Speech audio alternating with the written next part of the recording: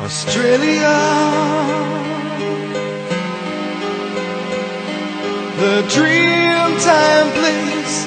She's beautiful.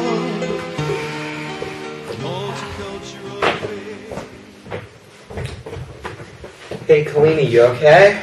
No, I'm not okay. Miss Paul wants me to write this stupid essay about Australian independence. Oh. Nothing about Australia makes any sense. It's independent, but it's like a part of Britain, and there are these weird words like Commonwealth and Dominion, and there are so many dates. I just can't stand it anymore. Whoa, whoa, whoa. Calm down. Calm down. It's just another English essay. You don't understand. Guys, you know what time it is? No. What? It's research time! Those books aren't going to read themselves.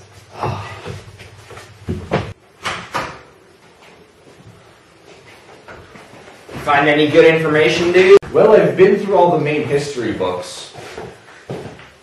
And I think I found what we need. Want to look? No, thank you.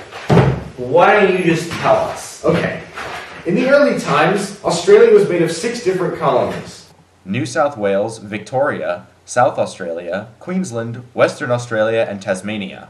Each of these separate colonies was ruled directly by the British government. Wait, so there are 6 different countries, all ruled by Britain. That's right! Now, there were some people who had pushed for the idea of independence. Hey, guys, I have an idea. Why don't we become a single, independent nation? But the rest of Australia wasn't really interested. Nah, maybe tomorrow. Eventually, in January of 1899, the Australians sat down to talk about joining with each other. At first, the colonies couldn't agree, and their first try at a constitution was thrown away. Then, on July 9th, 1900, the second draft constitution was given royal assent. On January 1st, 1901, the first Prime Minister, Edmund Barton, was named, and Australia officially became one big country. Now it could make its own laws and all that fun stuff, but it was still part of the British Commonwealth. Wait a minute. Slow down. So let me get this straight. Australia was one big state, but it was still being ruled by Britain. Yes, exactly.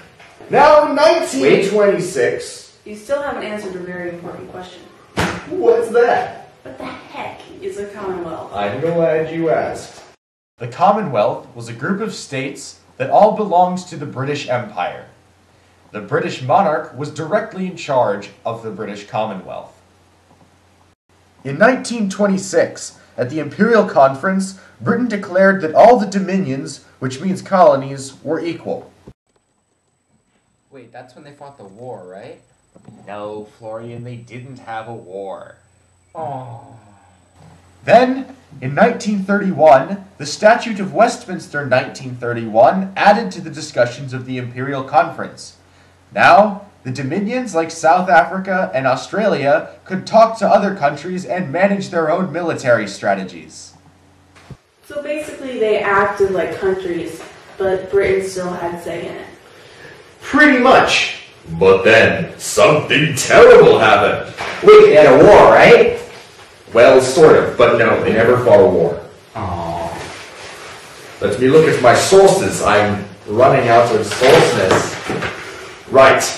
In 1942, the British Army lost a big battle against the Japanese in Singapore. Yeah, finally a war, but what does the British War have anything to do with Australia? Well, glad you asked. Before the Battle of Singapore, Britain was the mother country. But then they could see that Britain wasn't as strong as they thought. That scared Australia, because Australia, well, was a pretty weak country. So Australia decided to become better friends with America. Wait, did you say? That's right. I said America! So then, In 1942, Australia activated the Westminster Statute thing of 1931. Wait. Statute of Westminster in 1931, in 1942? Those years are getting all mixed up.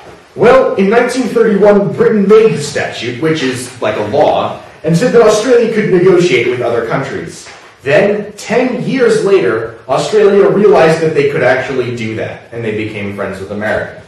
Wait, so it took them 10 years to realize they could negotiate with other countries? That's right. Now, when Australia became friends with America, the people were hoping for full independence. They were tired of belonging to an island that lived thousands and like 15,000 kilometers away. So, did they ever get full independence? Not yet. Friendship with the U.S. was all they had until 1986. So you mean they didn't get any more independence until like 40 years later? Nope, not at all. In 1986, the Australia Act was passed. Who names these things? Not a Waldorf student, I can tell you that. The Australia Act said that Australia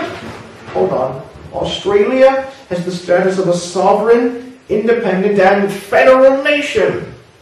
Yay! Yay! Independence! Well, yeah, except Except what? Queen Elizabeth is still technically head of state. What? I know, but she doesn't actually do anything, so don't worry about it. Wait, thanks, Ab. Yeah! Thank you so much for helping us with this. You're welcome. But there's one little problem. What's that? I don't remember anything from the beginning of our talk. Don't worry, I made a chart. Nerd. Shut up. So here's a timeline showing the steps to Australian independence. First, in 1899, the leaders of the 6 different colonies got together to talk about becoming one big colony, but they failed. Then, in 1900, they tried again, and the monarch said it was okay.